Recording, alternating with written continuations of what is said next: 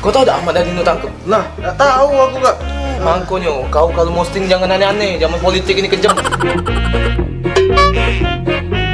Hei, kamu berdua tuh, sini. Panggil caleg gitu. Ayo sana. Ayo dari sana. Ngapa bang? Aku nak nanya sama kamu berdua nih. Kalau aku nama aku Dendeng, bagusnya pakai paku 1 inci atau paku 2 inci? Oh yang 2 inci lah. Apa alasan kau milih yang 2 inci? Misi lebih yakin ke bang. Oh, kau nih. Kalau kau? Aku yang 1. Nah, ini baru jujur jawabannya. Udah cak kau. Gila sana kamu. Ah.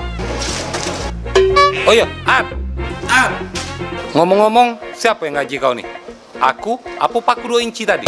Peti yuk gaji-gaji gawe lagi tak nganggu kan aku nih. Iyo, Ete. Sorry, Ad. Lupa, Ad. Terbawa-bawa.